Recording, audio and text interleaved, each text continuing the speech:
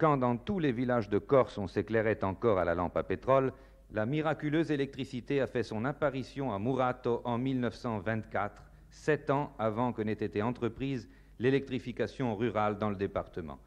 À l'origine de cet événement, l'arrivée en 1923 d'un mécanicien italien de 42 ans, Giuseppe Marchioni, originaire de Bologne.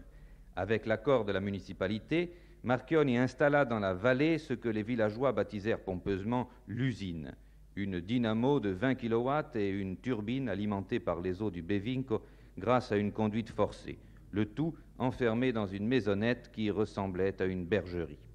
Un soir d'avril 1924, les pales de la turbine ont tourné pour la première fois et le village s'est illuminé. Cette installation de fortune a fonctionné pendant 33 ans. En 1957 seulement, Murato a été définitivement raccordé au réseau EDF. Giuseppe Marchioni avait depuis longtemps regagné son Italie natale, où il est mort voici peu d'années. À Murato, on se souvient avec reconnaissance de l'homme qui avait apporté cet inestimable progrès dans les montagnes du Nebbio. Monsieur Muratti, vous avez connu l'installation de l'usine à Murato en 1924. Bello anche, abbiamo conosciuto un babbo quando è giunto anche avanti all'usina, posto che era qui in Murato, è giunto quando sono giunti e ha preso 7 anni, même per il girato quasi di me. Eravamo amici insieme con lui stesso. Dopo giusto quando hanno cominciato l'usina, hanno fatto la prima piupa 18 qua 11, girato anche, e poi hanno fatto la soprana. Je crois que vous avez été un des premiers clients de monsieur Un Marchioni. des premiers clients, oui. Enfin, un ou deux, ou trois, enfin, c'est pas... Enfin, la deuxième lampe a été installée chez vous. Après moi, la deuxième lampe a été installée chez moi. Oui, il y avait une ampoule par maison au début, et pour cela, Marchioni avait créé de ses mains toutes les structures de distribution, poteaux, consoles, isolateurs. Chaque famille payait une redevance fixe, annuelle et modeste, et puis l'apparition des premiers fers à repasser électriques l'a obligé à installer des compteurs. Il y en a encore un chez Madame Sforzini. Ce compteur a été installé en 1927 par M. Marchioni et depuis il a toujours servi. Néanmoins, il ne suffit plus à la consommation actuelle d'électricité vu l'installation d'appareils électroménagers et j'ai l'intention de le faire changer.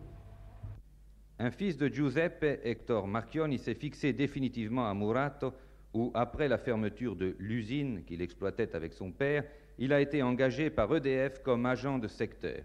C'était là, avec quelques indemnités, la compensation qui lui était offerte. En compagnie du fils Marchioni, nous allons nous rendre par un sentier escarpé jusqu'à la petite centrale hydroélectrique au creux de la vallée.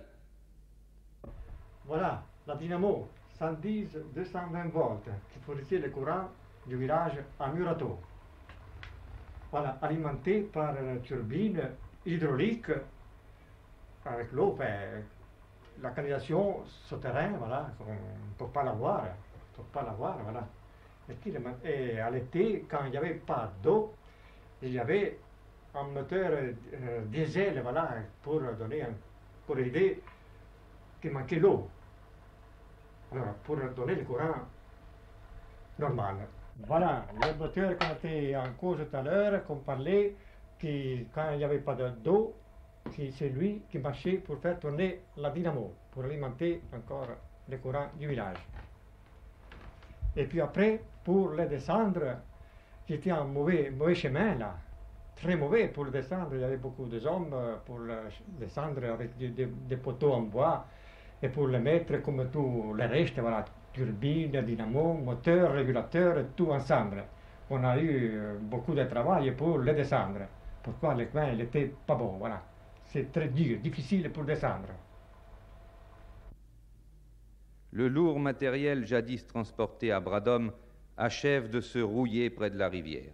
Tout cela appartient au passé. Mais M. Antoni, l'ancien boulanger du village, bon pied, bon œil et la mémoire vive malgré son âge, raconte encore volontiers avec un brin de malice ce qui n'est plus qu'une belle histoire. Monsieur Antoni, vous avez aidé à ses débuts, monsieur Marchioni, à installer l'électricité ici. Je l'ai encouragé, c'est-à-dire, n'est-ce pas, dans sa petite entreprise, parce que la population très méfiante, et puis, c'est-à-dire que le cours d'eau n'était pas, je dirais, comment puis-je dire, un grand cours d'eau, n'est-ce pas? Il a fallu, je dirais, mesurer le débit de la petite rivière du Bévin avant de créer l'installation. Parlez-moi des tarifs employés. Les tarifs étaient très bas. C'est-à-dire qu'il n'y a pas de comparaison avec le tarif actuel. Parce que, écoutez, je ne mens pas en vous disant que vous pouvez payer, je dirais, 10 francs par lampe à l'époque, pas plus, hein, même pas. Hein. Et, C'était d'après le nombre d'ampoules. oui, d'après le nombre d'ampoules, une ampoule. Mais ensuite, alors, c'était que la consommation est montée.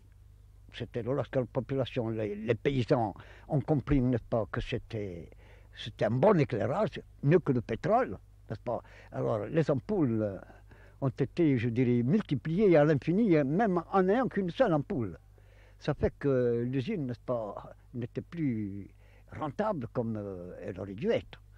Et depuis, les tarifs EDF sont plus élevés. Les tarifs EDF, alors, n'est-ce pas, ont été plus que quintuplés, même multipliés même par 20, je dirais, n'est-ce pas, aux vieux tarifs, et puis les pannes aussi, beaucoup de pannes. Tandis qu'avec la petite usine, on n'avait pas de panne. On avait un éclairage moyen, pas trop fort, mais continu. Et alors, c'est un boulanger qui vous parle, n'est-ce pas, en connaissance de cause. Vous voyez, malgré les centrales thermiques modernes, les courants forcent le compteur bleu, il en est encore à Murato qui regrette un peu le kilowatt Marchionni, qui fut longtemps le moins cher de France.